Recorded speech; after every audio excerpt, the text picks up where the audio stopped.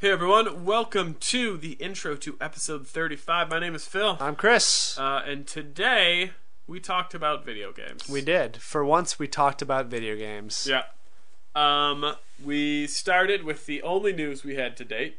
Alan Wake 2. Alan Wake 2. We talked about Alan Wake 2. Yes, there was a video released of a proof of concept Alan Wake from 2010. Then we talked a little bit about iDarb. Yep. And then I talked about the two games that I'm playing, which are Stranglehold and Lego Star Wars. Yep, and I gave an updated Destiny Corner. News about DLC came out. I gave you a rundown about that. And then I talked about Mortal Kombat for like 2.5 hours, I think, right? Yeah, well, it felt like 2.5 hours. Yeah. And that is all. Next episode, we are doing a games episode. We recap this at the end, but if you have any trivia, box covers, blah, blah, blah, 3-word pitch, anything you want to send us, email us those so we can get it in for the show.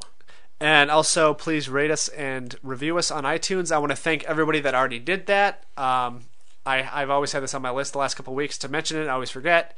But yeah, we've had a couple great reviews. Lots of 5 stars, so I appreciate all that.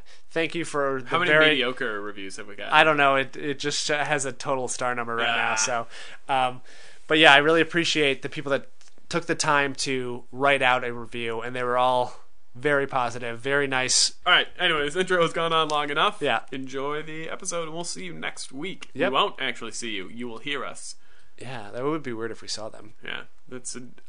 Apple's working on it. Yeah. Yeah.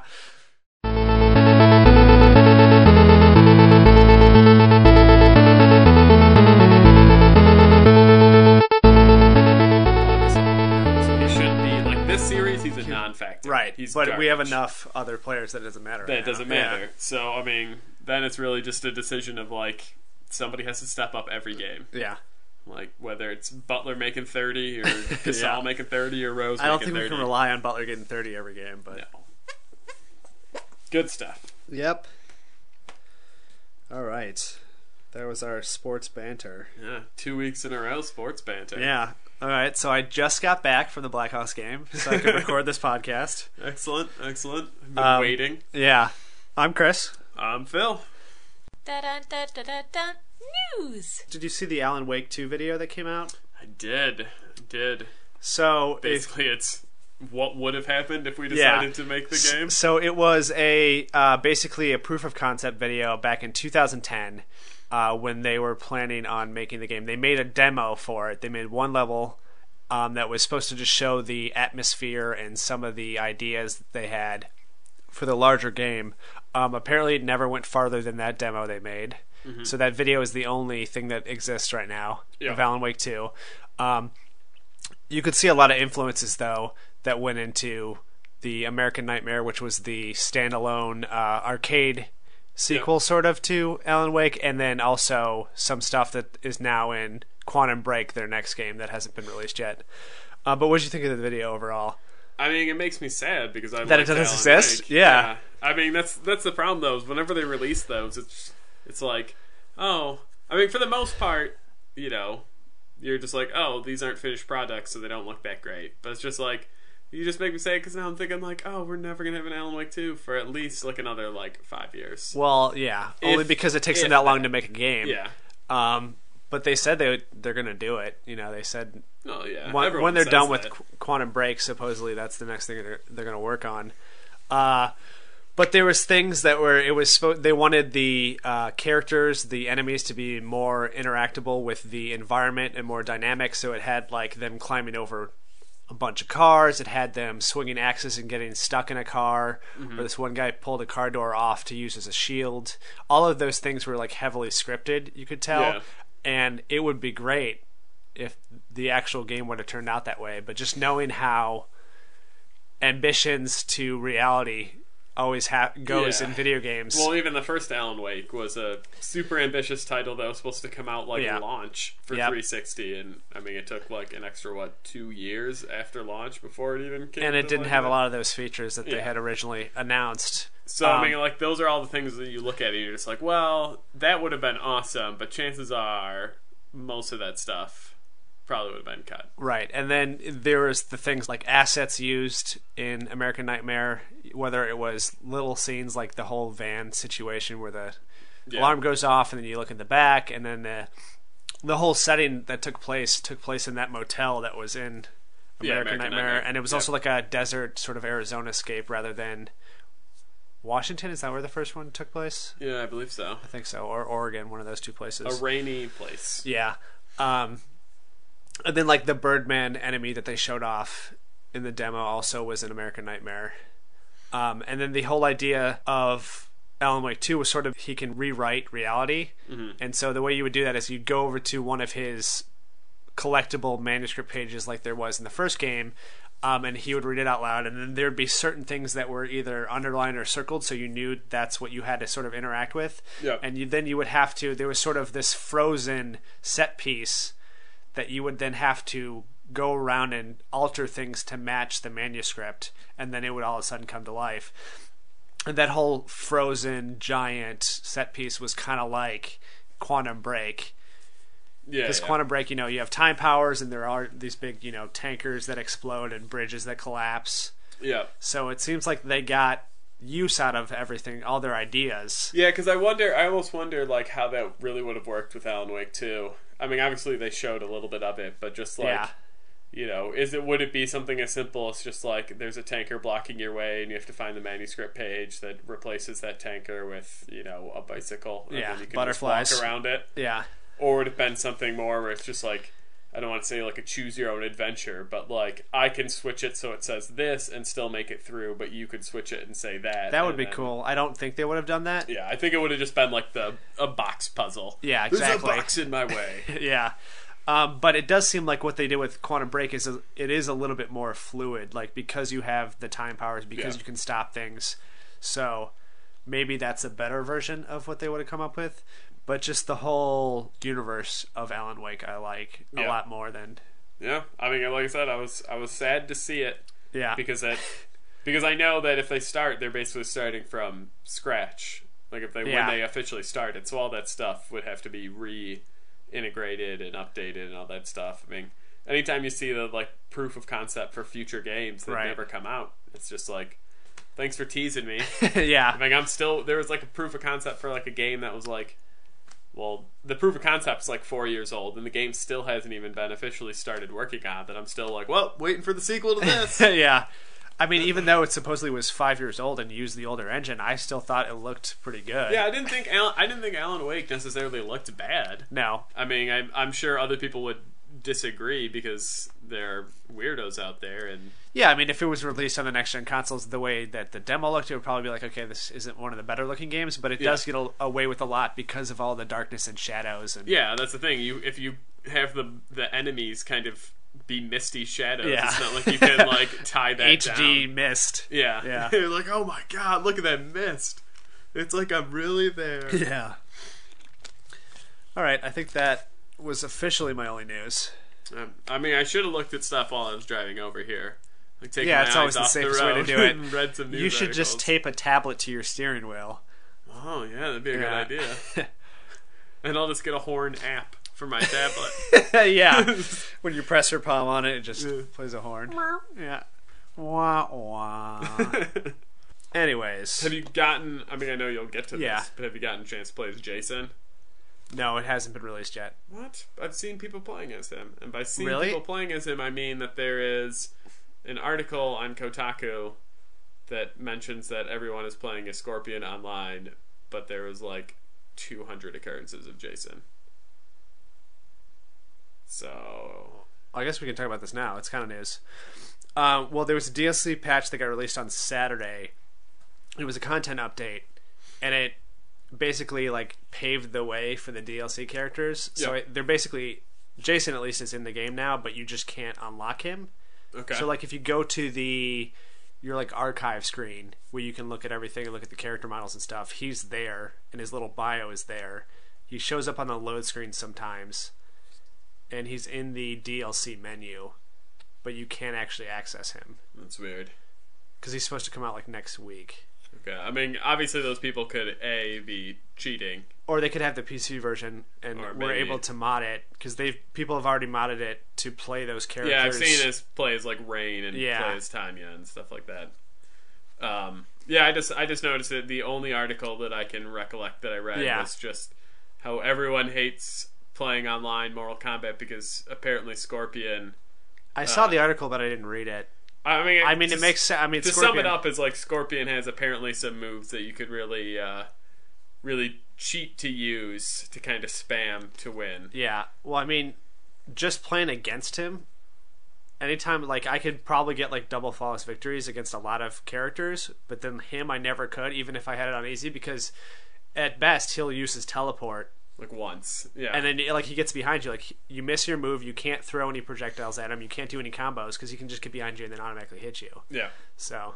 Yeah, that's probably the move. That people just keep spamming and then you just lose. Well, you can keep doing, like, there's an easy combo with the spear, and then you can juggle somebody up in the air and then uppercut them and then do it again, or do a teleport them behind them. And you can just stand at the other side of the screen and wait for them to make a move, and when they do, counter with the teleport.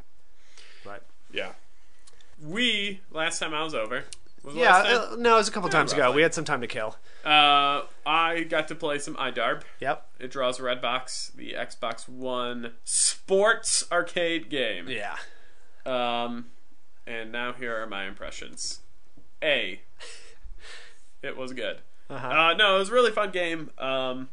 I'm upset about a couple things, which I will get to. Yeah. But in general, I thought the game was super fun. I'm kind of sad that it's not gonna obviously ever make its way to any other system. Right. Maybe PC, but that's, who knows. Yeah. And that they've already kind of lost support for it, which is one of the things that makes me sad. It's just like already the Twitter feed is out of control. Is out of control and not being policed, which like, it doesn't matter to me that it would be a full-time job, right? Yeah, but it's just like, initially, for those who are unfamiliar, like, you get a room and it's a room number, and then you hashtag iDarb with that room number. Yeah. And you can say things like zombies and stuff like that, and then it changes the game that you're playing, which would be super great, if you have a bunch of people in the room. Yeah. Say you have, whatever, a big party going on, and people can just start, like, messing with the game who aren't playing the game, which is great. Yeah. Great idea. Yeah.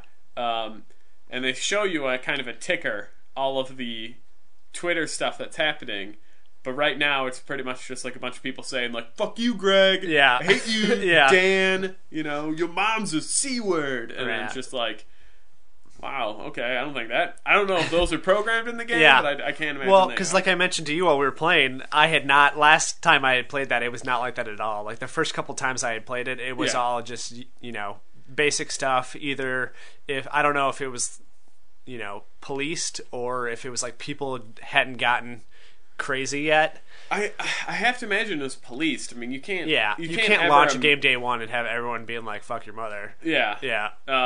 Because then, exactly. When it's free, there's kids downloading it, and the first thing they see is, like, "Fuck your mom, Greg," and then you're just like, "Well, okay, that's interesting." I mean, you do have the option to turn that stuff off, but by default it's on, and it's supposed to be part of the game. Yeah. Well, it's supposed to be a huge part of the game. Yeah. Because obviously it's supposed to be worked in as opposed to just a normal, match. It's supposed to add things that are, I guess, make it even crazier and even the tide. We played a little. We played online. We tried to get online. Yeah. We maybe got 3 matches in. If memory serves me correctly. we did a couple rematches with those characters, but we had 3 different opponents. Yeah. Yeah. And it was surprisingly fun, and there's strategy involved, but at the same time it's like just hectic, and it's I mean, unless you're like actually going to make this a full-time job, which no one in the world is doing. Right.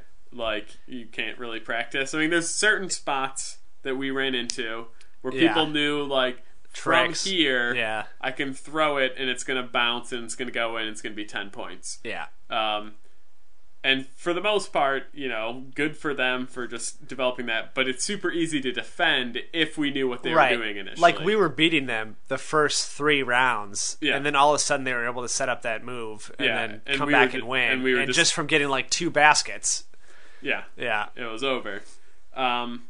Just great. I would absolutely love to do like a big IDAR like tournament 2-on-2 in person or something. In person, yeah. Well, you'd need to. Like, Yeah. I can't. I mean, I guess online would work, but like passing the controllers, having people to be able to like who aren't playing be able to kind of screw with the game and say things. I think that'd be incredibly fun.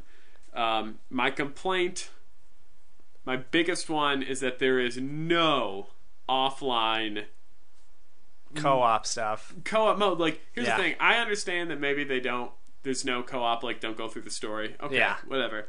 But, like, even if we did one-on-one, there should be a way to add a computer to your team. Yeah. It could be 2-on-2 with me and you against each other. Right. But at least let us have, like, the option of creating bigger teams. Because you think about it, if we didn't play online, we could only play one person 1v1 versus one person Yeah. for the end of time. There was no, like, 3-on-3 with 2 computers. Yeah, There's there's no AI Yeah. other than in the story mode. So they programmed it, they created AI. It exists in one aspect of the game. Yeah. So I feel like it shouldn't have been that hard to just Oh, make it available to every it should mode. it should have been super simple. Yeah. I mean, reality is like since you create this tutorial level or these tutorials or whatever you want to call them, story mode, you could even have it where when you're selecting an opponent that's AI controlled, It has to be one of those. It has to be one of those 4 teams or however many you played against. Yeah. And then it's just like, okay, the AI that we already programmed is just going to be replicated. And maybe it's super easy because they don't really think, but whatever. They seem to be pretty good, yeah. It still like adds something there because it's frustrating that we were having connection issues. Yeah. We couldn't connect to other people, or maybe somebody just had a bad connection that wasn't us, that we kept trying to join their lobby and then getting kicked out. Yeah. But for the longest time, we'd search, and then it'd go through the search, then we'd get kicked back to the main menu.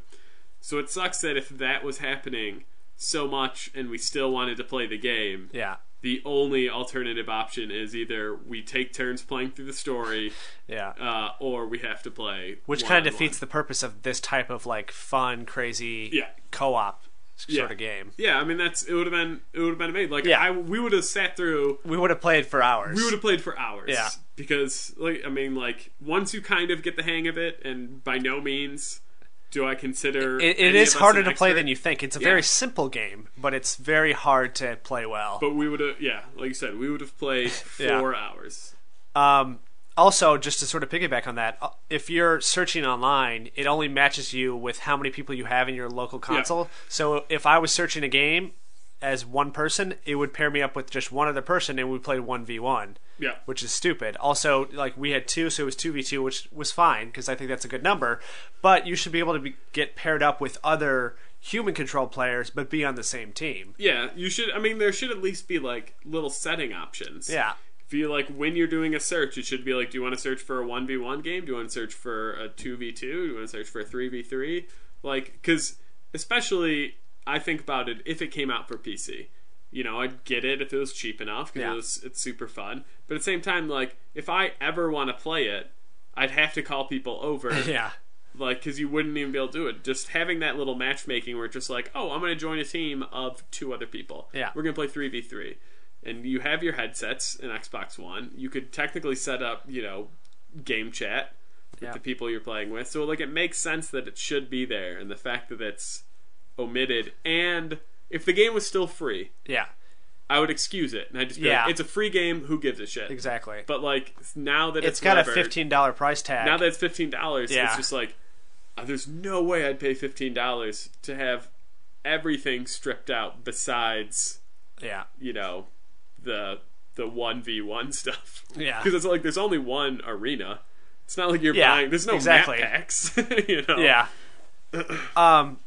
But so basically, we think the core gameplay is fun. The actual game is fun. It's just missing some key features. Yeah. I would totally recommend this game. If if you have a group of people who can consistently play it, or not even consistently, even if it's a one-time deal, you get a party together and it's $5. Yeah. It's incredible, like how fun it is. Like I don't know. I can't stress how hectic and like how simple the controls are because it's literally like. There's one for like block, there's one for pass, and there's one for shoot, and there's no like obviously there's like nuances of like where you're going to shoot. Do you want to try and bounce it? How long are you holding it? Situations like that. But it's like it's easier to pick up than like an NBA game or a Madden or a FIFA, which are normally your big sports games.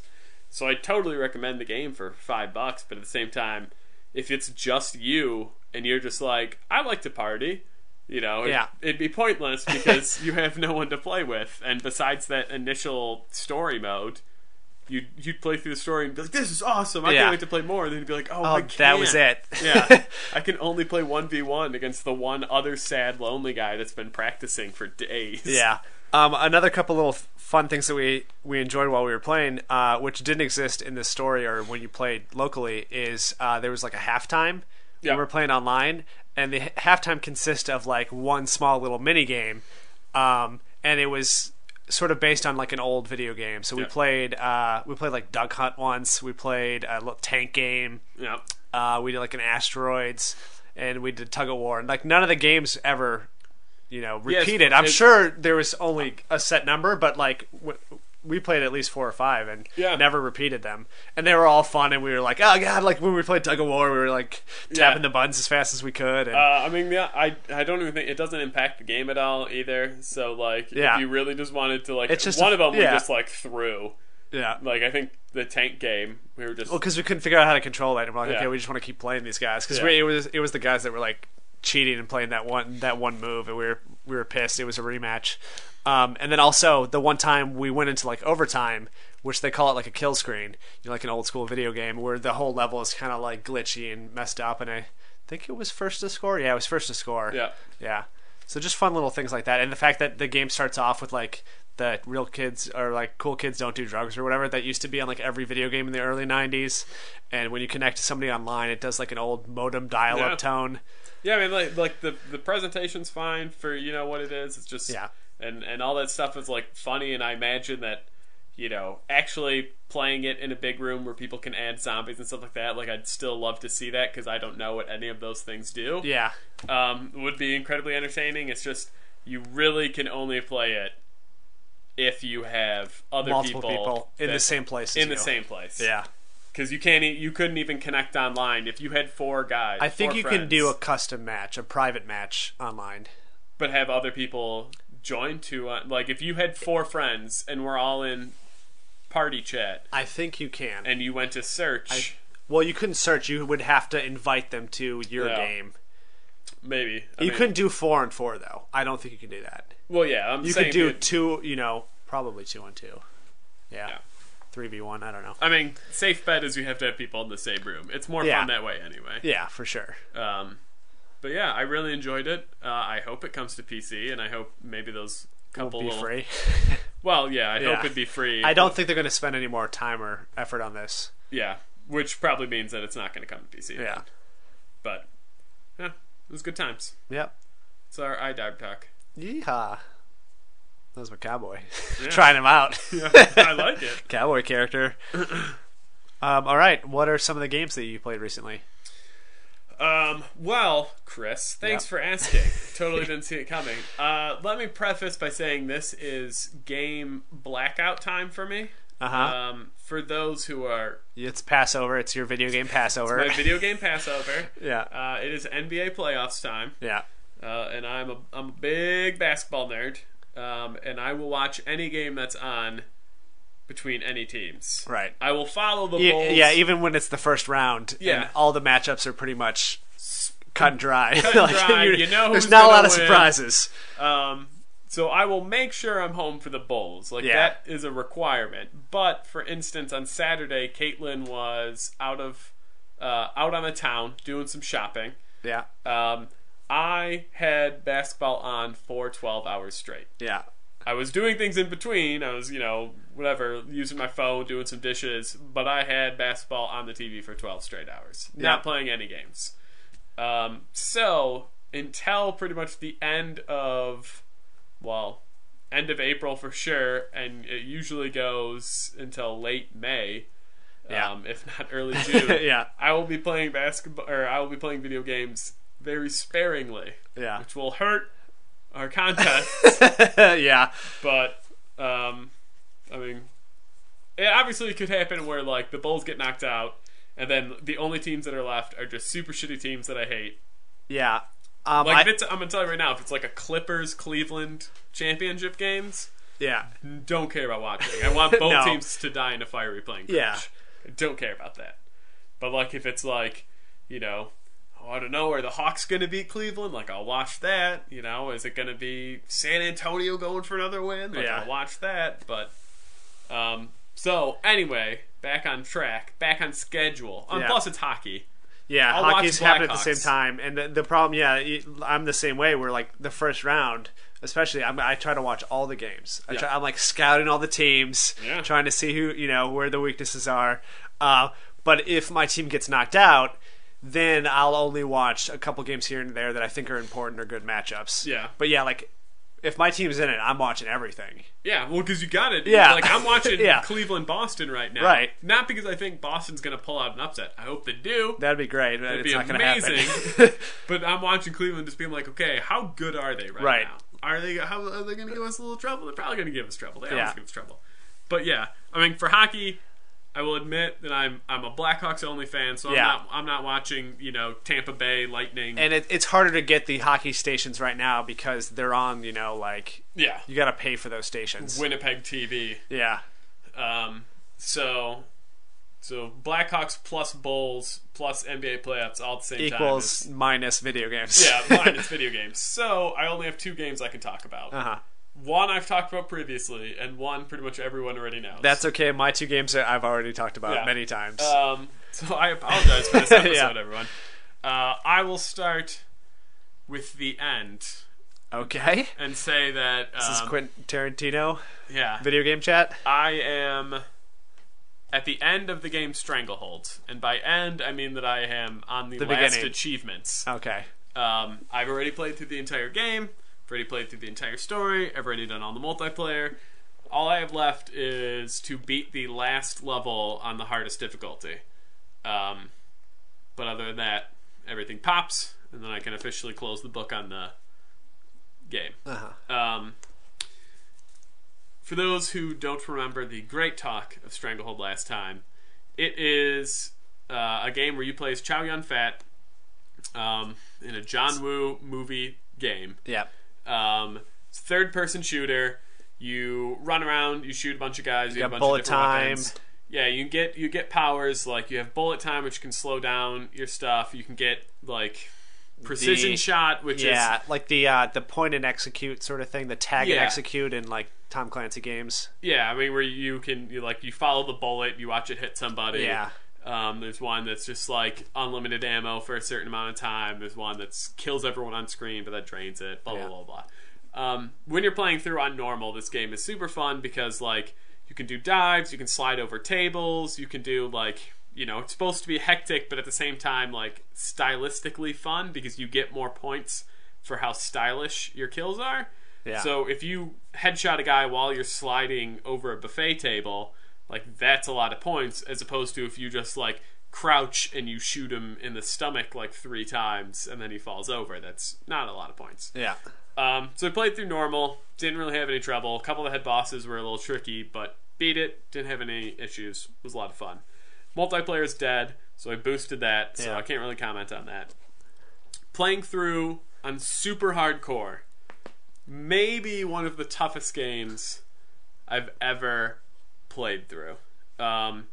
Everything that you knew and played the game with on normal, you cannot play with on like hardcore. You can't use those special abilities. You can use those special abilities, but unless you are super great, your cooldown is you're dead. Yeah. Like, if you want to try and like, I'd play through normal, and I'd just basically hitting the dive button constantly. Yeah, because if you hit the it's dive fun button, and it works. It's easy. fun. Yeah. It slows down time, and like while you have your crosshair over once, someone you can get a couple shots, and you're gonna hit them in the head. The problem with super hardcore mode is that they pretty much have, I'd say like 95% accuracy.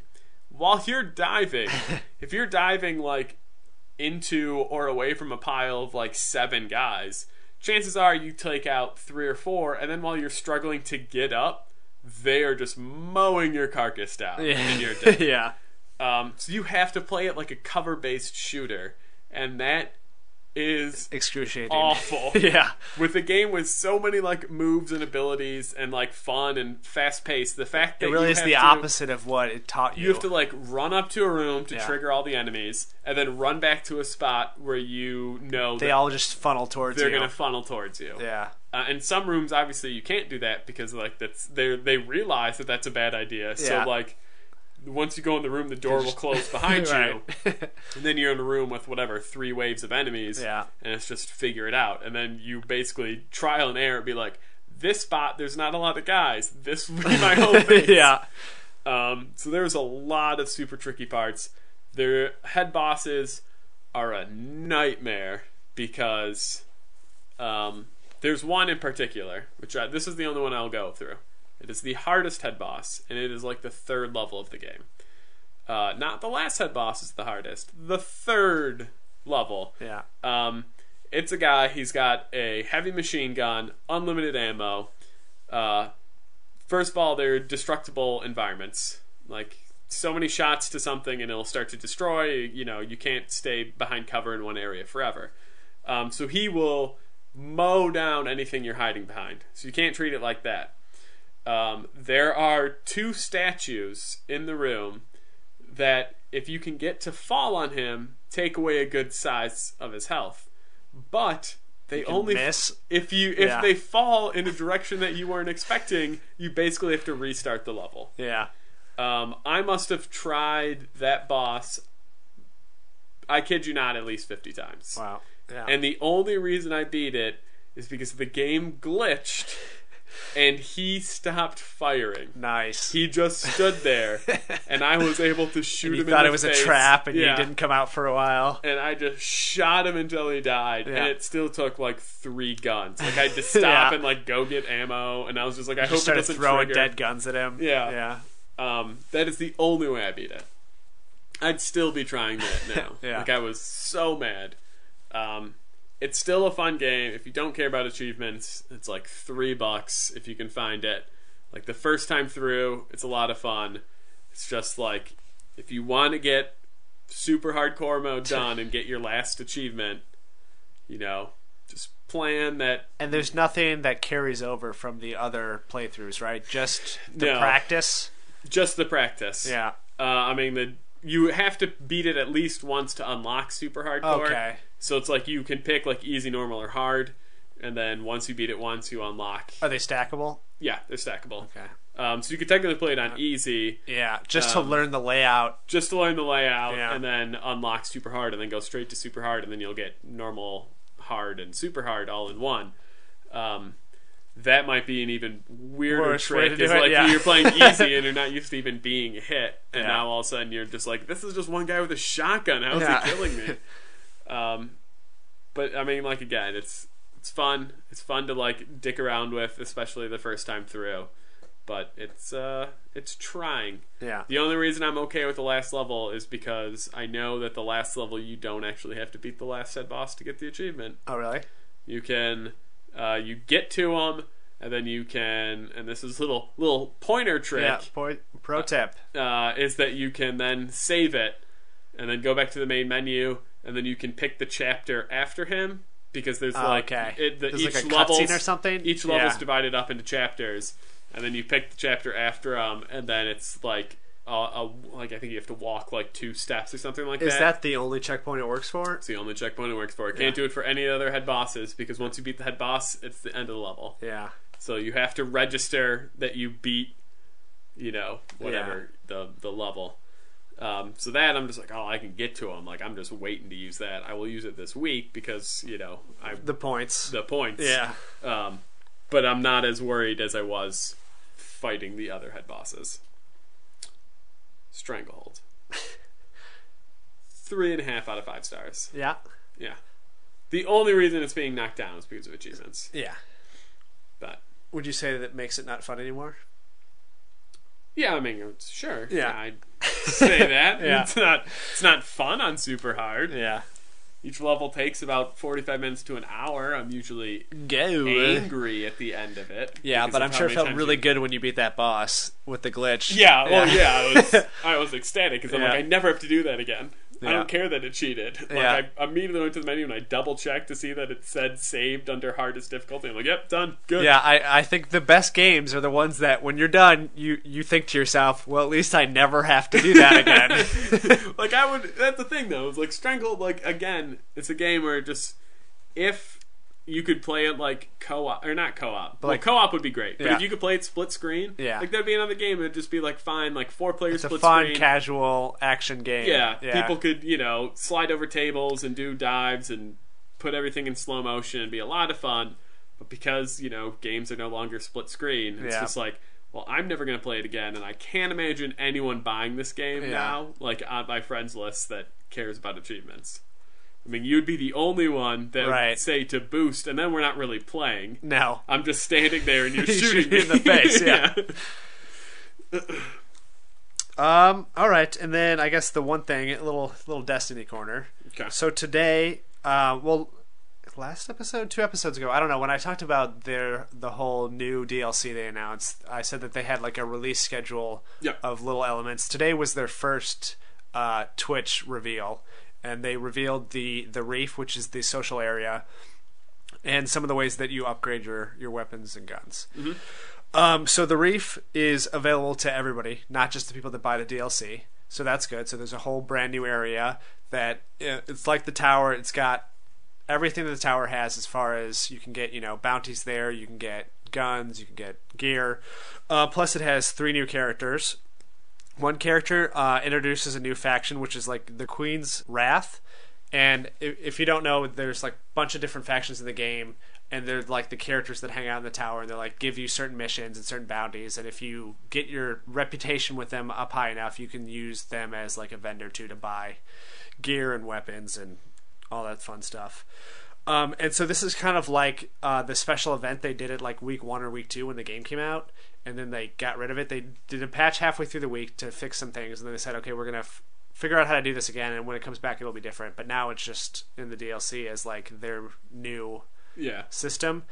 Also, there's another character who's a fallen character, and they're part of the Prison of Elders, which is the new co-op arena style stuff. Then there's the guy, Trials of Osiris guy, who's the new competitive multiplayer. And I guess those events only run Friday to Tuesday. So it's basically a weekend event, but they're giving you a little bit of leeway because they know people don't always have time to play during the week. That's also why they have their weekly turnover of stuff is on Tuesday rather than like Sunday night. So then if you play it Wednesday, there's no competitive thing. There's not this special tournament. Okay. Right. Also, like I said, the bounties, all the characters that were in the tower also have counterparts there, so it's not like you have to go to 2 different locations just to start getting bounties, quests and everything and turn things in.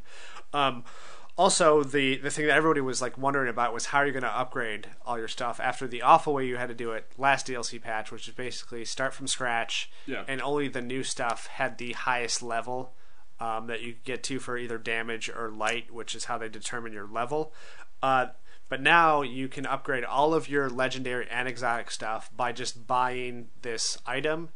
I don't know exactly. They haven't explained how you're supposed to get it yet, but it's like a special upgrade thing, and then you just basically add it to your weapon, and now you have the highest level of everything. Okay. And now you can do that to all the pre-DLC stuff too. So basically, the gun, the first legendary weapon you got, you can now upgrade to be the most powerful in the game. Question. Yes. I don't know if you have an answer. I probably. Can you only do it if that gun is maxed out? If I picked up a gun that is on level 1 out of all the levels, and then I bought that thing, does it just skip all of the upgrading that would have occurred? And no, it doesn't. It doesn't max it out, but it maxes out the basically the top tier of what you can get to. So it adjusts the final. It adjusts the whole thing because you slowly are upgrading things. Yeah. But basically now you can get. It would be as if you just it sets a higher up. Max parameter. It sets higher maxes and it scales everything. Max. No, you still have to go through the process of upgrading everything. And from what I understand too, if you're like halfway through upgrading something and you apply this upgrade, it doesn't change those stats either. Like before the last DLC, when you started an upgrade, it wiped your progress and you started from scratch whether or not it was maxed already. Yeah. So everybody's really happy about that. And I think that's a good thing, and it certainly is a reaction to the way they did it before, but it's almost like too easy. It almost takes a little bit too much away from incentive of playing the game now, because if I could just go in without playing any of the new DLC, just go to a vendor and upgrade all my gear and all my weapons that I've had for months and months, why should I keep playing then? Like, because it was fun to get the new stuff because it was higher levels, and it's like I wanted to get to the max level, I wanted to have the most powerful guns. It was annoying to have to re-upgrade my exotics from scratch, but at the same time it was fun to have something new to strive for, even if it was just like 1 or 2 levels above where I was at. Yeah. If a vendor's selling this and you just go in with money and you're just like, I need 20 of these, and then you're done. Yeah, what is, besides maybe there's a new weapon drop out there. Yeah, sure, like there is, like I said, there's new, a lot of new visual stuff to get. Like you get, new types of helmet or, things like that. And there's different types of guns. There's certainly newer things to get. But the sort of quest, the drive to get your max level as far as character level and your gear is not really there anymore. Well, you said they haven't specified how you get it. Right. So maybe like vendors won't have it and it'll be like a rare drop kind of situation where then you're still grinding it out and you get one every once in a while, and then you have to decide like, okay, which weapon's going to get this. Yeah, and I still am going to spend the time to have to get that stuff, right? Like I'm still going to play it. I'm just saying the motivation I agree with you. Continue on. For going from a scale of start everything over to now you can buy it for $20, it was just like... There wasn't really a compromise. They just went the other extreme. So, I agree that would have been... If it is available for vendors, then they're just like, why would I play this game? I get max gear, and now I just wait for the next raid. Kind of situation. So, hopefully... they at least have some aspect where it's just like, okay, it's a rare drop, you can't buy it in stores. And then you get one for, doing one of the new missions or something. And it's just like, okay, if you have a lot of gear that you want to max upgrade, do it a lot. you're going to be spending a lot of time in this. If there's only like one thing you want to max upgrade, then you're fine. I don't know. You also have the ability to reforge the new weapons, which means that like you can re-roll the random perks that come with certain weapons. So for like special and heavy weapons, you get an elemental perk to that. So you have fire, ice, void damage. And if you don't like the certain perks that you get for your legendary weapons, you have the chance to randomly reshuffle all those characteristics. So that's pretty good. Also, the speaker, he now has the ability to exchange upgrade materials. So if you have, way too much of the material that you use to upgrade your gear, but you already have max level gear, you can go in and switch that to help you max up more weapons instead. So that's something that people have been asking for a long time that is now finally in the game.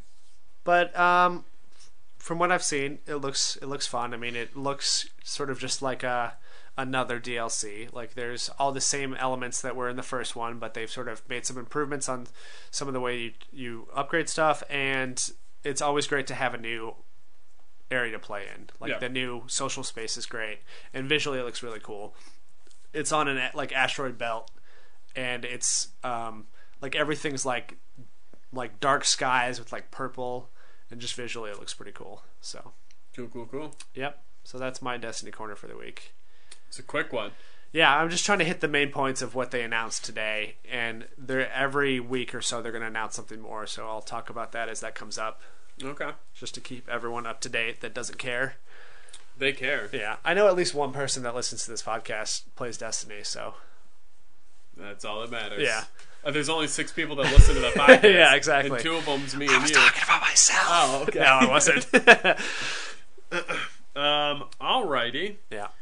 My other game that I'm playing is me and Caitlin have beaten Lego Batman 3. Or 2. Lego Batman 2. I'm sorry. And we were going to play Adventure Time. But when we tried to play, it happened to be when Xbox was having some sign-in down problems. Yeah, which occurred last, Thursday, Wednesday, something Yeah. like that, sometime. So we couldn't play any video games after all because she couldn't sign in, and then I got kicked out, and then I couldn't sign in. It was Right. a whole mess of trouble. Right. So like, fine, fuck that. Let's just watch a movie. God damn it.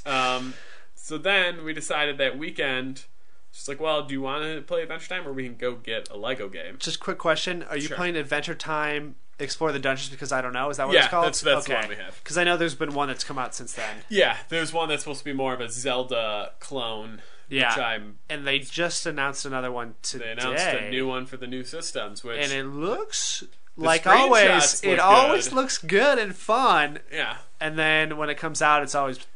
Yeah, I mean... I want there to be a good game so badly. And everybody does. That's why they keep making them.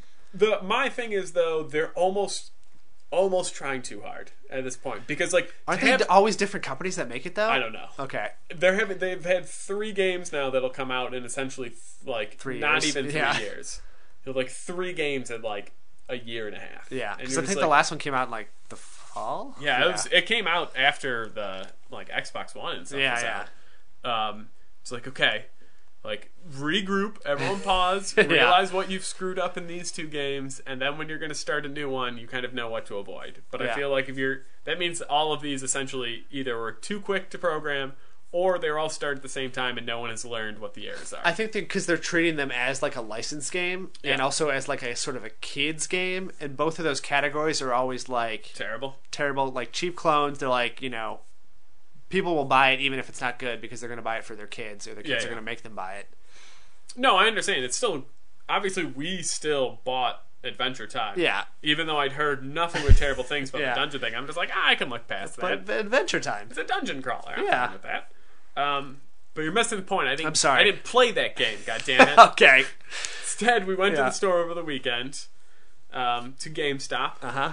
I loved giving them press. Oh, I got some news. I don't know if you guys have heard about that, but GameStop. Yeah, I got Little some news. indie Funko Land sort of place. Just released news. Uh-huh. GameStop is looking to get back into the old video game market. Yeah. They will not sell them in stores, sad face, tear, but people can trade in their NES, Super NES, Genesis. I think there's only maybe like 4 systems. Yeah. And then online, they will have a SKU for those games, and you can order them, and then have them shipped to your house. You can get normal Nintendo, Super Nintendo, basically used. They realize that there's such a huge market of the retro games that there's a lot of money that they're not grabbing out of people's hands. So they're like, hey, it's just the book buyback, it's the huge scam. Like, hey, I'll give you $5 for that, and then you can turn around and sell it for $100. Yeah, I mean, they haven't announced pricing. No, but I'm just saying, like, that's generally how they deal with their games right now. I like the idea in terms of I would like to be able to buy retro games. That's as far as I like it. Yeah, I mean, there's other outlets for that. There's plenty of other avenues.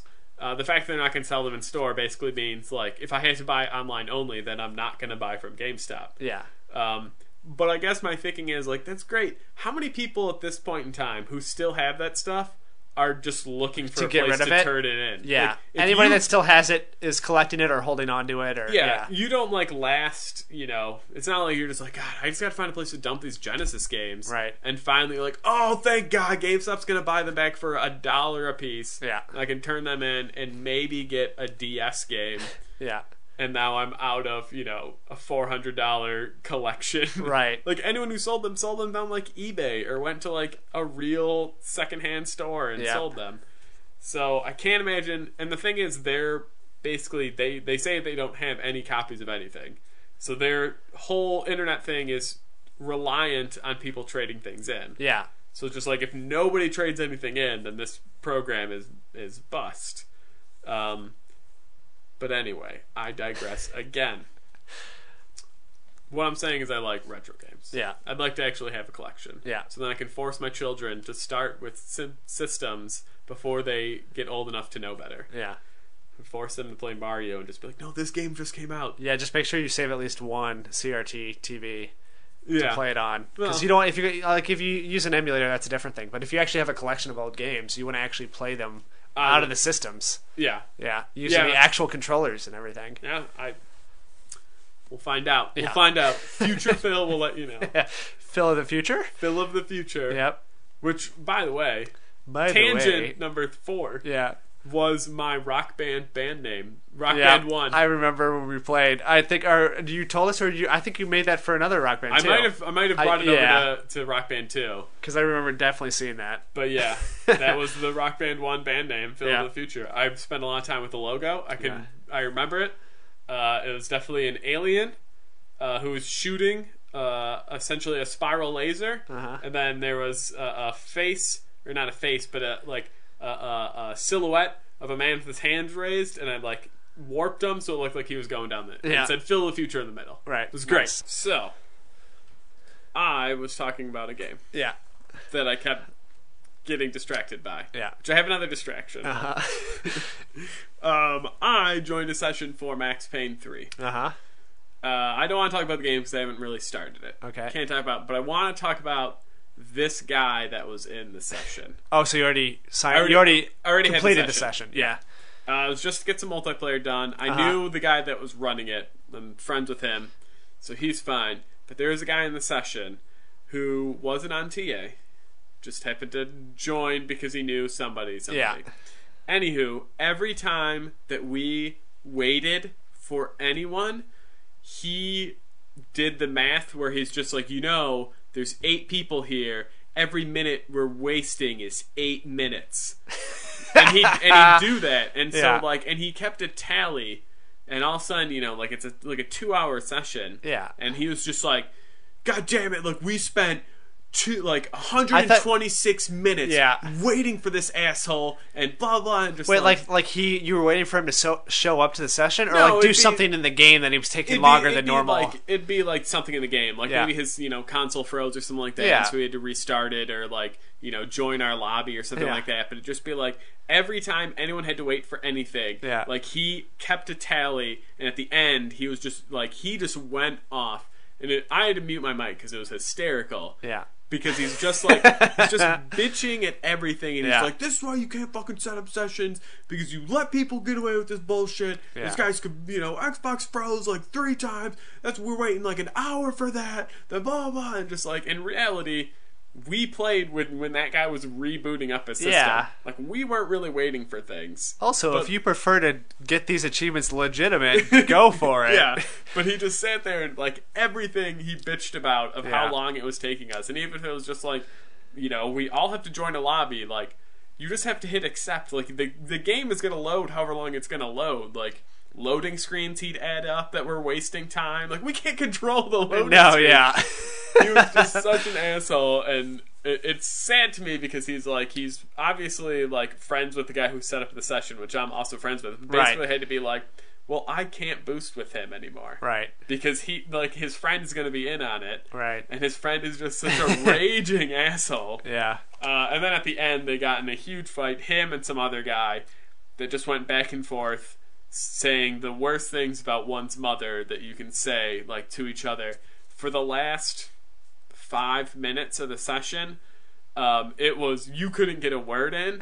It was just 2 people going head to head in a verbal assault on each other. Yeah. Just being and of course none of them are American. Right. So it's great because then you're getting you're a wanker racist, and stuff like that. We're not even okay. It wasn't racist, it's just dialect wise. The colorful dialect choices, all of the anachronisms. Yeah. Wanker, you're waiting, just oh my god, this is amazing. And all we were doing for the last session was a kill session, and 2 people were getting the kill. So you just run to the person and you die anyway. So you're not having any fun, but at the same time, just listening to you, and they were on the same team, and there's no friendly fire, so they couldn't even kill each other. They couldn't get their aggression out. Yeah, they're trying to steal each other's kills, but that's all they can do. They can't kill each other. They can't throw. So they almost started playing the game legitimate. So they almost started playing the game legitimate, but it was amazing. It was awful in terms of not a lot of achievements were gotten for the time limit, but at the same time, because that guy was such an asshole, he had eventually went full circle. I hated him, and then I loved him at the end when he's just going to town on someone else. Yeah, he passed annoying, and it was just entertaining. Then. Yeah.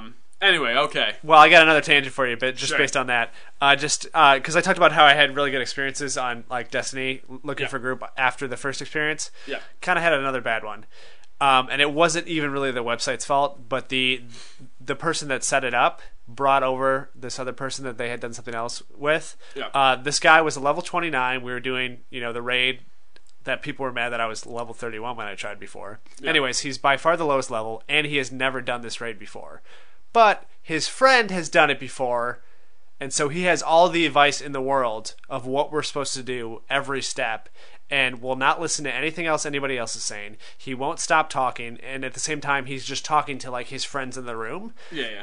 So he's ignoring when we talk to him, and he's just constantly talking. Half the time, he's just having conversations with his friends. Other time, he's yelling at us because we're not doing it right because his friend knows how to do this. Yeah. Even though we're like, yeah, we all do it every week. We know exactly what to do. Just shut up and stop dying. We don't care if you don't get any kills, but stop dying because, especially at the end of it, if one person dies, this giant thing comes up, and you have 5 seconds to shoot it, or it wipes the entire team.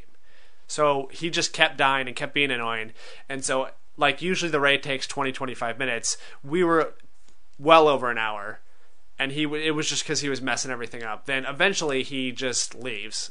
Yeah. We're at the final boss, he just leaves. And we were so happy that this guy left. Like, we assumed he was friends with the person that started it, because she was like talking to him a lot, and they had just come from another activity, so we assumed, but it turns out it wasn't the case. So we were like, oh, thank God. And we're like, hey, do you guys just want to try to finish this now with just 5 people instead of the normal 6? Yeah. We're like, yeah, first try we did it, we beat it. Yeah. But one person can just kill it. I don't understand, and we've had this session, like online like personalities. Yeah. Because I don't care if I think I know what I'm doing. Like, my general thing is I'm just going to be quiet unless, like, I need to speak up. Like, that whole, like, Max Payne session, like, it was like, hey, I'm unbeatable. It's your turn. Okay. And I'm just like, okay. Like, you guys are just shooting in the head. Okay, yeah, got it, done. And then be like, okay, I got the achievement. And then I'd back off and I'd let someone else do their shit. Yeah. Like, I don't have like long conversations. Like, it's completely different if I already know the people. Then it's different. Me and you play. Or, on Sunday when we played Turok, like, I know the other guy that was playing there. That's fine. But it's just like a random group of people. Yeah, like, I never talk. Even if I knew, even if like me and you joined. Even if you hosted a session, and there was a bunch of other people, and I jumped in, I wouldn't sit there and just be like, "Yeah, Chris, how you doing, man? Hey, how's the wife? How's the kids?" Blah, blah, blah. Like, it'd just be like, I would just be there and do your job, do my job, keep quiet. If you called on me, I'd say stuff. But I don't know. I don't understand. I understand mainly it's like younger people. Yeah. And assholes who like have to talk. There's always that one guy in some session who's just like blasting music through his mic because he wants everyone to enjoy his, Celtic rock or whatever the hell he's listening to. We had a guy in a session, the same session, but he like before we started, he was blasting music and trying to sing along to it. Oh, that's good. That's beautiful. It was kind of funny though. Yeah. And he stopped afterwards. He was like, "Yeah, no, I was just waiting for us to start playing." Yeah. And the other guy's like, your mic's on, right?" He's like, "Yeah." He's like, "I like to sing along to songs sometimes too, but I make sure my mic's not on while I'm doing it." I mean, it's one thing. Like, sometimes I've said things and I've thought my mic is off. Oh yeah, me too. I mean, most of it, but then I noticed immediately because that's better than the other way around. When you say things and you think your mic's off, you say something like you're frustrated with somebody or say something under your breath, and they all hear it. Yeah, that has not happened. I usually wait till the session's over before I start complaining about people. Yeah, I'm like, oh my fucking god, I can't believe that guy. And okay, for real this time. So you played a game. I played a game. Yeah, we went to the store. We needed a new Lego game. We couldn't. All of the GameStops, the reason I brought up GameStop is because they're really removing anything that's not current gen. Yeah. It's like 360, PlayStation 3, stuff like that. So we're looking for like a used Lego game that we don't have. The only ones we can find are the ones that are like in the generic boxes, and I'm OCD and I need to at least have the original cart, the box, and the instructions in the game. So we don't get anything. We go to Target because we had to do some grocery shopping. We end up, the only game that they have is Lego Star Wars. Was it like $19? Yeah. It's Yeah. like $19. Which is the complete edition. So it's the prequel movies and plus the original. So we bought that, took it home, played it, and what a world of difference it is, because that is like the first Lego game. Yeah, it's the Lego Star Wars series was the first that they did. Yeah. And I think the complete one is Probably maybe like third, because it was like yeah. the original trilogy, the new trilogy. I don't know what it was called though. Yeah. And then the complete, or maybe it was just the original and then the complete. I don't even know if it had its standalone for the prequels. I don't know. Yeah. All I know is it is so different playing it, going from all the other games. It's like going from like a current gen to playing like Atari. Yeah. There's so much innovation in just a short time. Okay, no one's can fly. Yeah. Your build is super slow. Like, there's so many things. There's only 800 characters instead of 14,000. Yeah, there's only 800. It's going to be Yeah. impossible to pick from. But there's so much stuff that, like, obviously, like, the Lego games kept it consistent. Like, you need this, silver bricks need this kind of thing and all that stuff. So you're able to kind of piece it together. But there's some that's just, like, thinking. There's one that, required us to build, like a mini kit I'm talking about. Yeah. Required us to build to be able to see it. So we get up to this point, and then it's far enough away where you're just like, oh, maybe I got to jump to it, get it, and like you jump, and then you double jump, and like you can't reach it, and then so we're like, maybe we're not close enough to the edge, so we spent like 10 minutes or so, like keep climbing this tower to jump off of it to try and get this mini kit, and we're like, well, maybe like in Lego Marvel or Lego Batman, you'd switch to a flying character to get it later on. I'm like, this is Lego Star Wars, though. There's no characters that fly. I think I know where the story is going. Not to no, ruin I mean, it, but so we obviously just went past it because we were only in like the first level. R2-D2 can fly. Can R2-D2 fly? Yeah. Okay. And maybe Boba Fett. Like what? Yeah. I was thinking about R2-D2 though is one of the basic characters that you get in most of the levels, and he can like hover fly. Oh, okay. Then that's probably it. Yeah. We just went on, but I was sitting there like baffled because it's just like normally. Especially in like Lego Batman 2 and Lego Marvel, it's so far out of reach that you know that okay, I'm missing something. There's no way that you can just jump there. So far, and so this one is like close enough where I'm just like, are we just bad at jumping? Yeah. Like the camera's kind of weird. Like maybe I'm not close enough to the edge. Maybe I'm not hitting double jump at the right time. Are you trying to get something that's out of reach above you or distance away from you? Distance away. Okay, then it's definitely R2-D2. Yeah. He has this really long hover fly that he can go great distance in the air. Okay, so that's probably it. Yeah. But I mean, because we're just started the story, so you have to obviously play through everything first, and then go back and free play it. I mean, anyone who's played any Lego game, just think of the basic. Take away all of the frills from any Lego game you've played. And that's Lego Star Wars. Like, there's no dialogue. They haven't even really started doing funny things yet. No, like, they try to stay to the story. It's just clips of part of the story redone as Legos. There's no, like, in Indiana Jones, it's just like, as opposed to, like, a guy with a blow dart, it's, with a, whatever, like a party, blower or something like that. And, like, it's funny. Like, it's still the story, but they kind of mix up. Like, this is just like, nope, this is Star Wars. Yeah. There is nothing funny about Star Wars. Yeah, I wouldn't say there's anything inherently wrong with those games, but they are just sort of outdated. Yeah, they're not, like, fun yet. Yeah, I mean, like, we played 3 levels, we still had fun, we still, like, it's still fun to play with someone, and that's the whole reason we're doing it anyway, is to just play with, each other. But it's just like, okay, we thought, like, going to Lego Batman and Lego Indiana Jones was old school. Like, this is really old school. This is the OG. Yeah. And just looking at, like, the achievements and just being like, oh, you don't get your first achievement until you, like, clear a whole story. Like, clear a movie.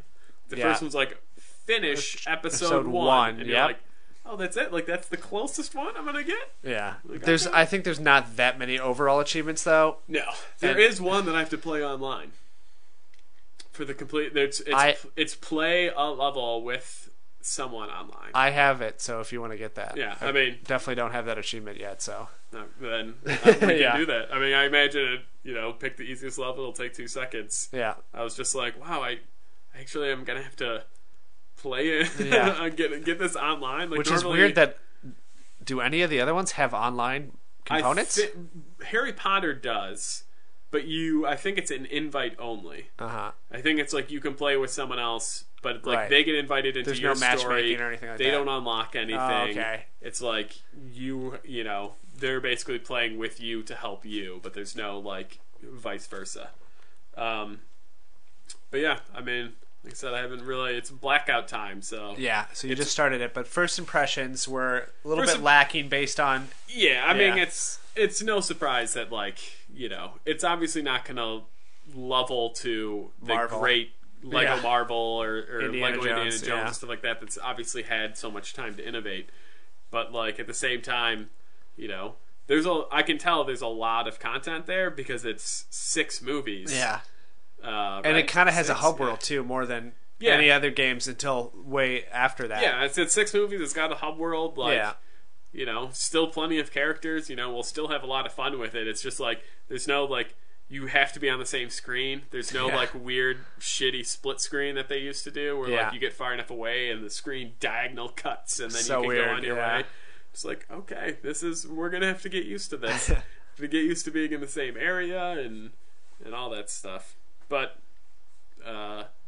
good. I know you guys are probably going to play all the Lego games, so this might answer the question, but were you interested in the Lego Movie, the video game?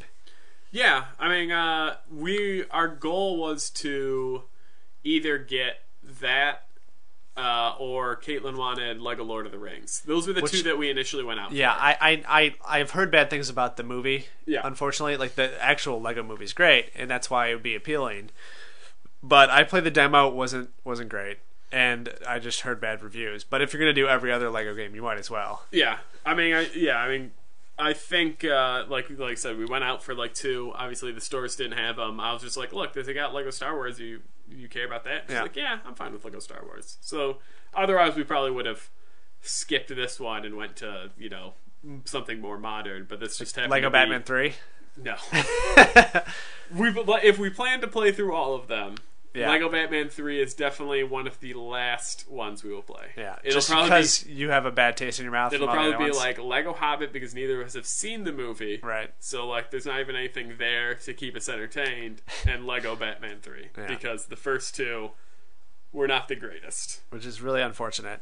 Yeah. I mean, I'm sure it's great. I'm sure when we play Lego Batman 3, we're going to be like, this is awesome. Hopefully, yeah. I mean, I've heard good things. Yeah. The demo was fun, and it felt different than... I had only played Lego Batman 1, and it felt different and better than that. Yeah. So it's just Lego Batman 1 and Lego Batman 2 have just... We're so bad in our opinions. Yeah. That's just like, it's hard to immediately want to go 3 and play in more dark, cavernous games. Yeah. With only purples and some greens. Yeah. So that was it? No more tangents for you? I mean, not yet. I can think of some later. All right. So I'm gonna, since our last episode where we played Mortal Kombat, I've played it a lot since then. The day that we played, by the end of the day, I felt like I was almost unbeatable. Yeah. Like I was so much better. Like I kind of took the game seriously. Like I kind of figured out how to actually play it and how to play the character. And I played through the rest of the story. I guess we could start there. I have a lot of things to talk about. So I guess the point of the story, the sort of cinematic story they told, was to introduce you to like the new characters and throw a couple favorites in there along the way. Overall, I didn't give a shit about the story. Like I enjoyed it as we like the part that we played up to, and there's certainly some fun like Easter eggy things in there that made me excited. But it just I just don't care. It wasn't particularly done that well, and the story itself was kind of not the greatest. Okay. I mean, I even feel like the stories in the other games were better, even the ones that are just not necessarily text based, but like, you know, when you beat a story tower, it gives you a little like an animated comic sort of ending with a voiceover saying what happens. Those always seem to be better. I mean, it was fine, and it was a good way to introduce the characters, but it felt too comic booky to me. Okay. And I know that this was also paired with a comic book. Like they introduced some of the new characters, and a comic book came out like a month or so before that, and they've been releasing it weekly since then. Mm-hmm. So I don't even know if maybe the same guys wrote it. And I know they just came off of Injustice: Gods Among Us, and 2 games before that was MK versus DC. So like 2 of the last 4 games they've released were comic books. Yeah. So I mean, it sort of makes sense, but for me, it just wasn't there. Also, it just felt like a lot of the characters were inconsistent. Like a character would have a certain trait, and then all of a sudden, when you played like their story, all of a sudden they were all those negative traits were gone, and they were the hero.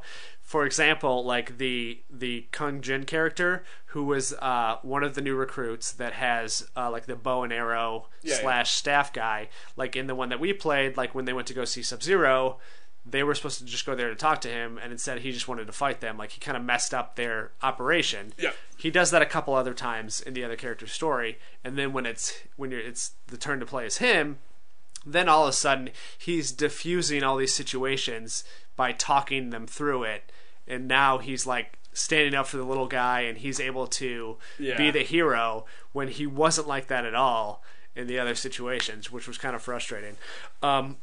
Also, like they kind of forced a love story between 2 of the 4 new recruits, which was kind of unnecessary, and also kind of mirrored what was happening with Johnny Cage and Sonya, because those were the people that we saw before that we played, and like the way they sort of set up that story was, like you're playing as Johnny Cage, we want you to like care about stuff and have emotions for Sonya because she continually is getting hurt, is in trouble, right? Yeah. Like that was their way to make you feel like, oh, I want to care for this person, or I have emotions. She's weak. And they did the same exact thing for these other 2 characters, where it's like they were fine and they can hold their own, but then all of a sudden when you play it as the other person, then they were constantly just getting knocked out and hit over the head and falling off a cliff, and like they couldn't do anything for you. Constantly had to save them. Yeah.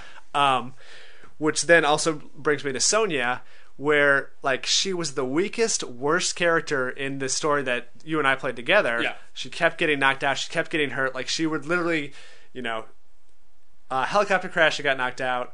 She got like punched once by Jack, she got knocked out. Yeah. Like all these things were happening. And then when you played her as the story, she was beating up 3 or 4 guys at the same time and saving Johnny Cage, who then was about to get killed and kept getting knocked down and kept getting hurt. Okay. So it was like just stupid.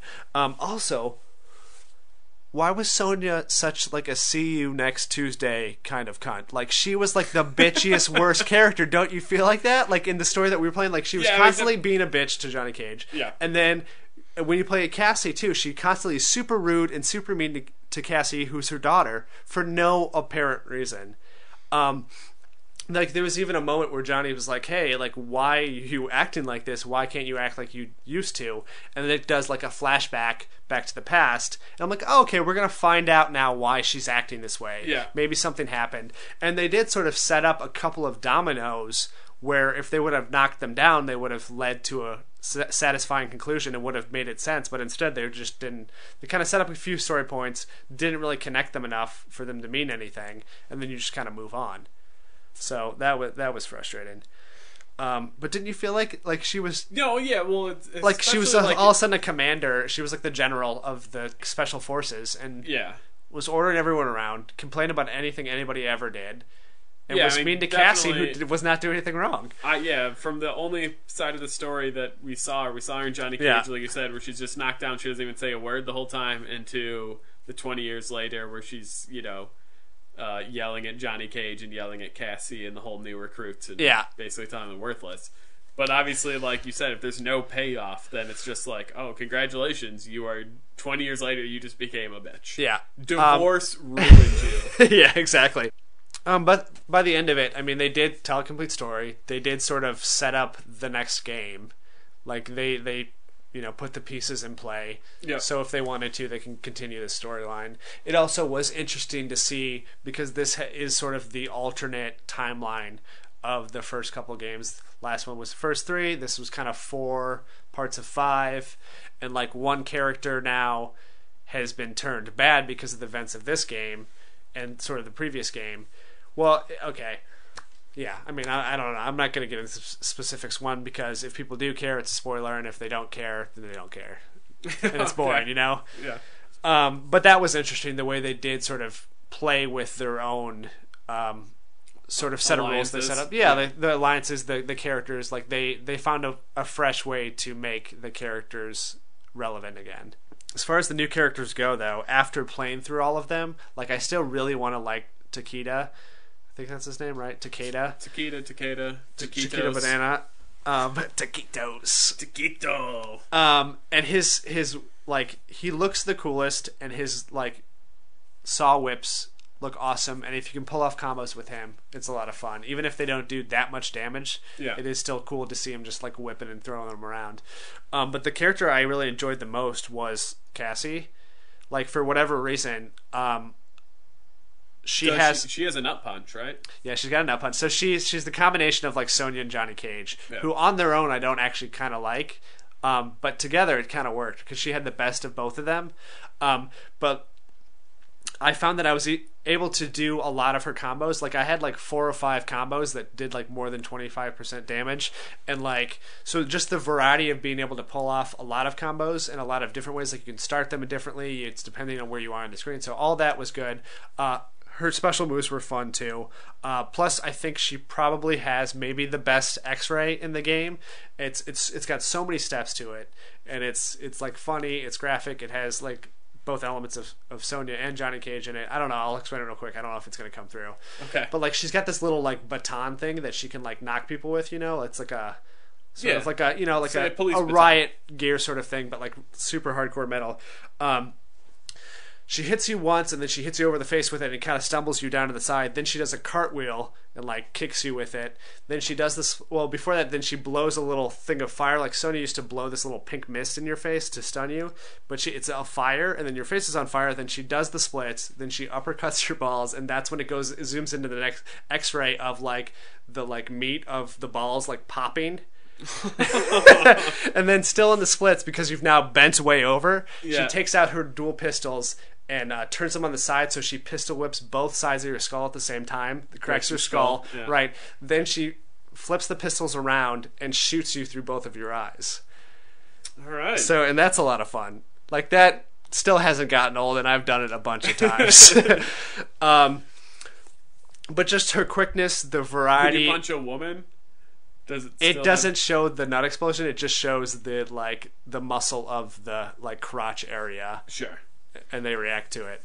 But yeah, just the quickness of her, the variety of the combos that I was like able to have, like a lot of different types of combos were good just for variety, so you're not just doing the same like, hey, I'm gonna freeze you and I'm gonna uppercut you sort of combos.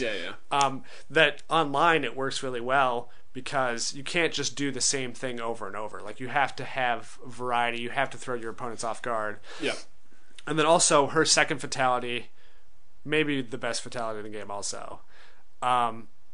It's probably not going to come through when I'm explaining it, but she uses her little baton thing again, and she cracks you in the jaw, and it like rips off your jaw, and it's just kind of hanging there, and then you start to fall down. She grabs you by the neck and holds you back up. Then she pulls out her phone and takes a selfie of the two of you, because it's kind of like you're smiling because your jaw's hanging off. And then it goes to her like Facebook page, and then it's like it just shows there's like a lot going on. You see all her friends, you see all these comments, and then like all the characters from the game and some like people that work at NetherRealm are commenting then on the picture. So it's like it's really long, it's multi-stepped, and it actually is pretty funny.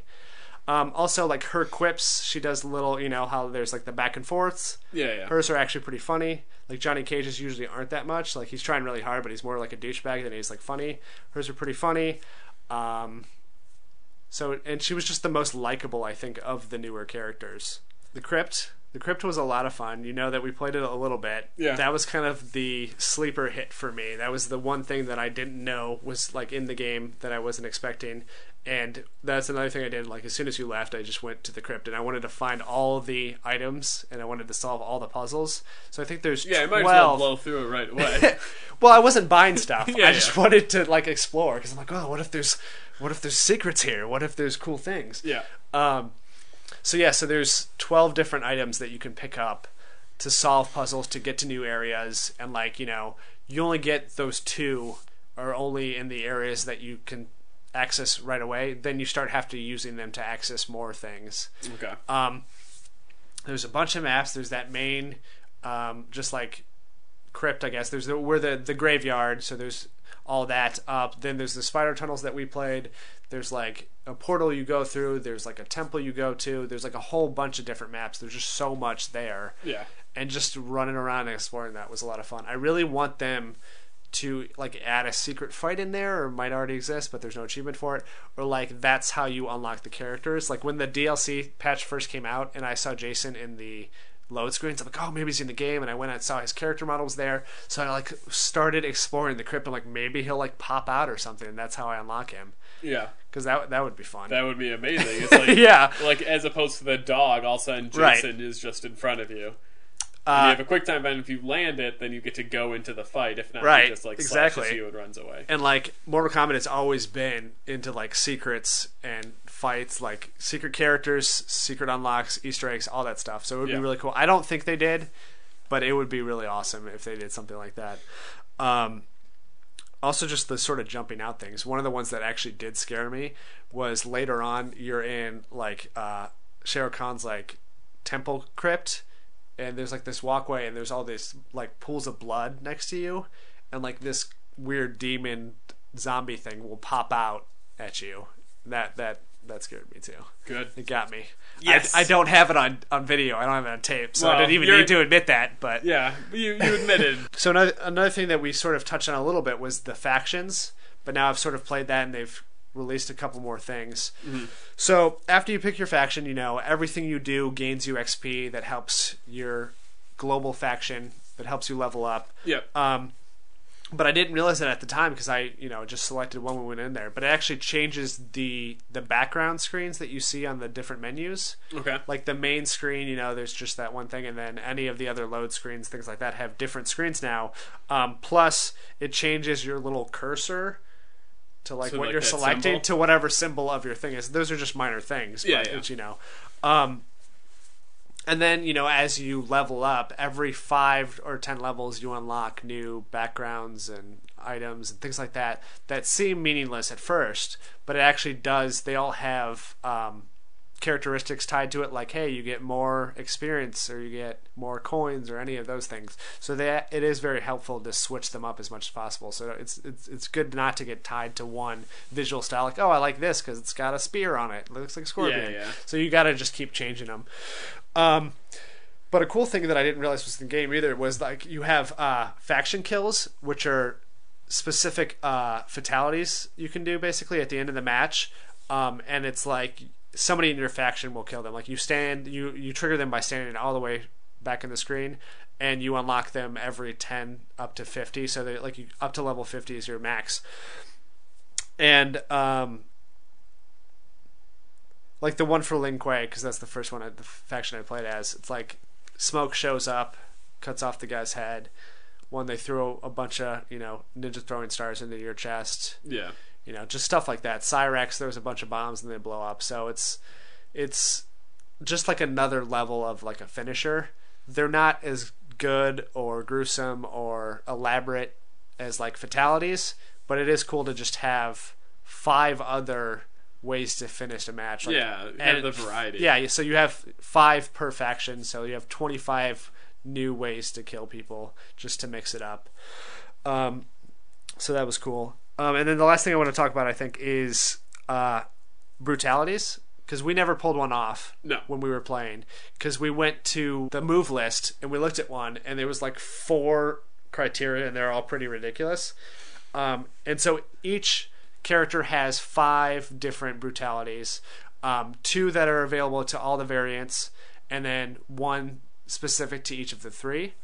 And you can unlock them by doing things. Usually get them in the crypt is the easiest way you can unlock them. Yeah. But each of them, I didn't realize, each of them has very different criteria that you have to reach. Some of them are super easy. Some of them are just like end the match with a block, and then it automatically does a brutality. And what they are is they're tied to special moves, and they are just a quick way to kill your opponent at the end of a match. So before it even gets to the finish him fatality screen, it will just do a quick ender, and it doesn't, because the fatalities now, the screen turns black, it's all cinematic camera, it keeps moving around, there's close-ups, there's all these other things. Yeah. This is just like it's like seamless to when you're fighting. It's basically like a combo ender that kills you. Some examples are like one of them for Scorpion is he throws 2 spears into your chest, and then he does like a whip on them, and there's like a flame that goes along the whip, and then when it hits your body, you explode. Or one with Sub-Zero is if you're using the Cryomancer variant that can summon weapons, he stabs you in the chest a bunch of times with the dagger and then stabs it like in your brain. Just stuff like that. And some of them are funny just because they need to use a special move to finish you. Like the Johnny Cage one is you do the nut punch where you do the splits and you uppercut the nuts, but then the head pops off. And it's like pop goes the weasel. It's like for no reason your head pops off because you get hit in the nuts too many times. But it's still pretty funny. I imagine that could happen. But I like them because it is, one, it's a different way to finish the fight. It's organically integrated into the actual fighting experience. There's not that weird awkward moment where the guy's like stumbling around like days before you finish him, and it's like the person never has time to react to it. Like when you lose a match and you know the fatality's coming, there's always that moment where you just sit there and you just let it happen. But this is like you're in the fight, you're doing it, you think maybe you can still come back, and then all of a sudden like your arms are cut off and you can't do anything. And which works really well for when you're playing online too, because of course people like to quit all the time. And so this is a way that you can sort of still get the satisfaction of killing the person without them having time to quit out during the little fatality timer. Also, it's cool because after you beat them with the brutality, you sort of do a classic pose. Because, like back in the day, when you were like Sub-Zero and you ripped the guy's spine off, then he would like hold his fist up in the air at the end of a good action movie. But the way it is now, the game's so cinematic that it's usually, if you do a fatality, it's got like a close-up of like a ripped-up torso rather than your character. Or another cool thing they added is if you don't do a finisher after you've gotten to the fatality screen, it does like a cool little animation for your character, so you can feel like you still feel powerful rather than just that awkward moment where you can't pull off a fatality, that really like emasculating moment. Yeah, and then it's just he just falls down like nothing happened. So it's cool they added in that sort of little flair to your character, but it's not the cool. Like I like anything that's like old Mortal Kombat. I like the classic stuff. Yeah. Also, with the content update that we talked about before, it added a classic Sub-Zero skin, which was fun. Just anytime they add, I mean, first of all, it was free, which is cool, but also anytime they add in classic anythings is awesome. You're on board. I'm on board.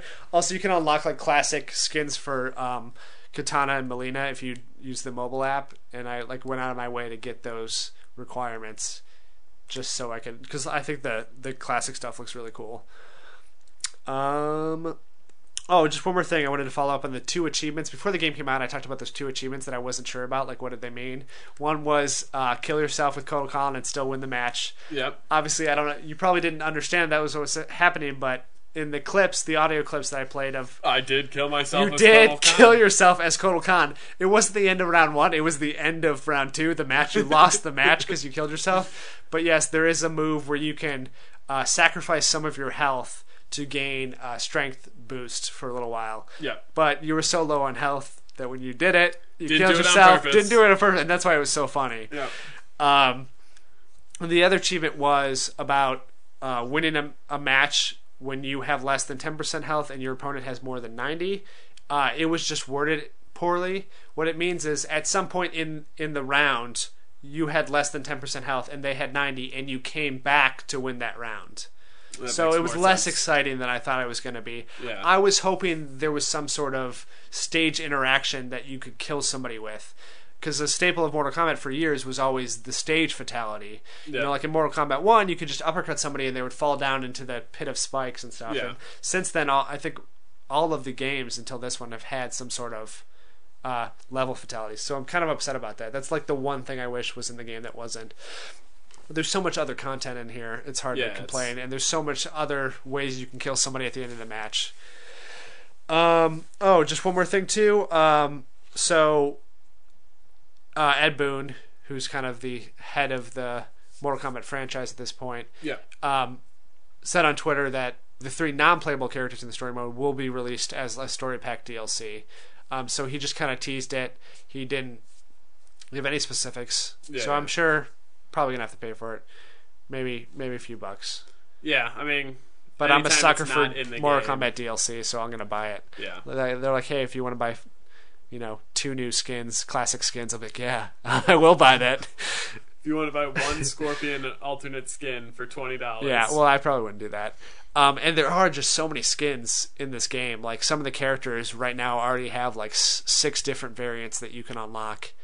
And there was a whole, like, you can see more character models because of the patch. There's this whole like Cold War sort of skin pack that there seems to be, which I think they had for the last Mortal Kombat also. So there's like World War II Soviet era versions of like Sub-Zero. So like Interesting. So instead of like looking like a ninja, he's got like a Russian hat on, and he's got like a gas mask on that's like his his blue breather mask. Right. So just things like that, which is kind of interesting. So Okay. It's stupid, but I just like skins for some Well, reason. it's the thing, Not like, for every game, but just for like I like it's costumes. I like costumes, is what I mean. For a game that you enjoy, then it's just added bonus. I mean, Yeah. you think of like, I could do the same. Like, I liked getting like Street Fighter stuff and stuff like that when I was playing Street Fighter, but obviously it means nothing if it's a game that you're literally just playing for like the achievements. Right. Like, it's just like, oh, cool, I got a new skin in Stranglehold. Awesome. Yeah, I guess now I can have a suit, maybe? Yeah. But obviously, like Mortal Kombat, like, you enjoy playing the game, and it's a game that you can keep coming back to, because obviously it's a good, like, game for other people as well. Yeah. So then it's just like, oh, yeah, we can all look, different. We don't get sick of the same costumes. Yeah, and it's fun to play, play the same version of yourself in Versus just to see the alternate like color schemes and stuff, and so far those have all been really good and cool too. Yeah. Also, their little pre-fight banter, they always reference the other, like, why are you this thing? Like when the first time I did it was like Sub-Zero versus Sub-Zero, and he's like wait, who are you? And he's like, I don't know, maybe I'm your ice clone. Just like the fact that they acknowledge that they're the same thing. Yeah. And like the Johnny Cage one was like, he was like, oh, I'm your stunt double. So just, there's stupid things like that. Doesn't exactly explain it, but they at least made an effort to make a joke about it. So I'd be curious as to what all of them are. Yeah. Like the 2 giant brutes with children on their back. Like, I don't know. Yeah. You can't be like, oh, I'm your translator. And I'm sure there's not infinite number of banter, but I have not heard the same one twice so far. And I've played as the same character a lot. I've played through the story, the tower story, as every character in the game. So I've basically found, matches up between everybody and have not heard the same thing. I was, for a while, I was boosting brutality kills, and so it was the same character versus the same character, and I did not hear them say the same thing twice. So that's pretty crazy how much dialogue they put in between each other. And I didn't realize at the time when we were playing, but between each round too, the winner will say something to the loser, and that also is character specific to who you're fighting. Yeah. So does Sub-Zero ever say chill out? No, but he should. And that wouldn't be character specific. That'd just be a cool thing to say. Chill out. Chill out. It's not a tumor. Yeah, I think that's all for Mortal Kombat for a while. I probably will not talk about it again until the DLC characters stuff. Come out, because I've basically done everything you could do in this game. I'm not 100% done with it, mainly because I wanted to save some of the achievement points for the contest. Yeah. But yeah. Which, last I checked, you are negative. Because I got all those stupid Mortal Kombat achievements, because when you play a brand new game, TA score goes way up, because not a lot of people have the achievements because they only have, 1 or 2 because they just started playing the game, but the player base is so high that the division makes it a huge number, and then it goes way down. Yeah. So there was this achievement in the game for unlocking a secret fight in the tower, and nobody knew how to do it. There was no guides online or anything like that. And I did it.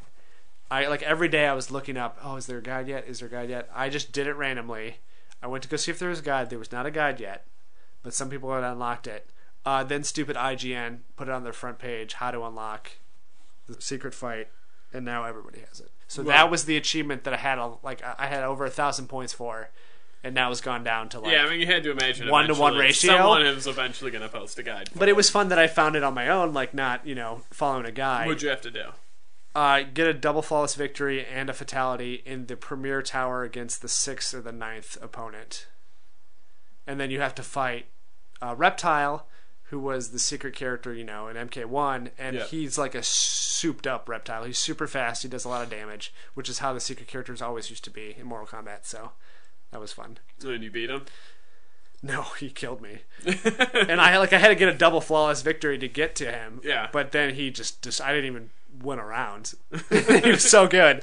I'm glad he's not a teammate for beating him. Yeah. Let's see. I guess I could always talk about more. There was something else I thought of when so also with the faction war is one day out of the week, like faction bosses will show up. So what you have to do is as much damage to this character in 30 seconds as possible. They do not take any actual health damage. Yeah. And they're souped up. They're super fast. Kind of like this secret fight that I was playing. That's what made me think of it. Last week it was Melina, and so you just have 30 seconds. Try not to die and hit her as many times as possible, and then that all factors into your faction points, which helps you out. But that was a cool new tricky thing. It's then also there's faction assassins that will show up. So you'll just be playing any other mode, any other fight, and be like, hey, assassin showed up. Do you want to fight the assassin? And if you beat the assassin, then you get other points. And if you lose to it, maybe the other team gets points. Yeah. Also, there's faction-specific towers where you can go against other people, like in the other factions. Whoever gets the highest points, you get paired against, I'm representing this faction. I'm going to get paired against somebody else in another faction. Whoever wins gets the points for that. Okay. So they did try to integrate it into it. Like I said, there's just so much here. There's a lot of attention to detail in every aspect of it. A lot of small things, but they do add up. Cool. Yeah, I think that's all for Mortal Kombat talk this week. Mortal Kombat Corner. Yeah. Also, there's a lot of quotes in the movie, in the game. If you go into the multiplayer space, they have quotes down in the left-hand corner from the movie. And when Johnny Cage fights Goro, when I fought him for the first time, he's like, don't you owe me a pair of sunglasses? Which is something that happened in the movie. He grabs his sunglasses off his face and crushes them in his hand. Yeah. I don't know. For whatever reason, I really enjoyed that. Well, yeah, you're also one of the 10 people who enjoyed the Mortal Kombat movie. I didn't like the movie, but I just liked that they referenced it, and now all of a sudden it's canon. Yeah. I kind of wish that... I would like them, of course, to come out with newer games, but I kind of wish they would just support this one game, because it seems like it has almost everything in it. It's just keep supporting it. Keep adding characters. Keep adding characters, maybe keep adding, some features, some different towers, some... maybe story DLC. I don't know. Yeah. But just for, it takes them 4 years to come out with Mortal Kombat games anyways, but if they wanted to wait 8 years and just support this and keep giving me new characters and new character skins, I'm fine with that. Yeah. I mean, I think that's a lot of the stuff. A lot of games that just have a good base. I mean, yeah. You're just why not? I mean, I'll keep paying for DLC for this. You already have a good start, but at the same time, obviously they're we don't want to do that because people stop playing the game after so many months. Right. Especially fighting games that are kind of always the same thing because the core is, basic and pretty consistent throughout. Yeah. Oh, another thing. I just want to talk about this forever. Okay. So another cool thing in the combat, the new combat is that you can sort of... integrate special moves into your combos now, but usually only as finishers. At least that's how I've figured out how to do them. Yeah. So it's a good way to put an exclamation point at the end of a combo, and it's visually pretty cool. The Sub-Zero move where he has that little ball of ice in his hand and he crushes it and it makes a little area effect. Yeah. That's always a great one to end a combo on. Yeah, I was doing that before. I know. It was cool. Exactly, and that's what made me figure out that you could do it. You take less damage than if you just did the special move on its own, because of course then it would just make it way too powerful. Yeah. And same thing if you stun a character, if you use Scorpion's Harpoon or Sub-Zero's freeze attack, and then you do a combo, the combo will have less damage because it's block it. Exactly. Yeah. So I think that's good stuff. Uh-huh. We need to end it before I think of something else to talk about. Mortal Kombat. I'm ready. Okay. That is an episode. Yep. We're hoping to do another game episode where we play trivia and such. Mm-hmm. So if you have any trivia, if you have any back covers, please email that to us at thisisnfunnymorekpodcast@gmail.com. Yeah, you can tweet it to us. But if you tweet us a bunch of trivia, it's going to be hard in 140 characters. That's but true. Contact us any way you want to. We'll get back to you. We'll talk you through it. We'll let you know what to do. Yep. And our Twitter is @NotFunPodcast. We have a website. Who cares? We Same have a thing. Facebook. Yep. Who cares? Yep. Rate us and follow us on iTunes. Yep. And, well, it's subscribe. It's not follow. Follow Yeah. us on Twitter. Subscribe Follow us on to Twitter. us on iTunes. Like us on Facebook Yeah. if you want. That's it. That's it. Did we say anything fun? We had so many, not great, but we said so many things at the end of the last episode that I didn't add it in, but I wanted the tagline of last episode to be meat pie. Because that was that's great. Talked about meat pie. Phil's favorite character. It was your favorite character in Mortal Kombat. We were talking about all the characters that were in the cutscenes that I was pointing out, and you didn't know. You didn't recognize. You're like, oh, there's meat pie. That was a good character. Yeah. I just like to think of it. It's just like a really fat character that's just like all mush. Right. Just looks like a. He's got like walking, little like T-Rex arms because they don't stick out very far Yeah. because he's so fat. Just there's meat pie. There's meat pie. There's meat pie again. He's just rolling into fights. He could be one of the like test your luck things, like the falling heads, but it could just be meat pie. Just rolls across the screen and can knock you down like a bowling ball. Yeah, you have to time your jump perfectly because he's so fat that like you have to be at the height of your jump. Yeah. You can't be just like he's not a tiny like Samus ball. Yeah. He's like half the screen.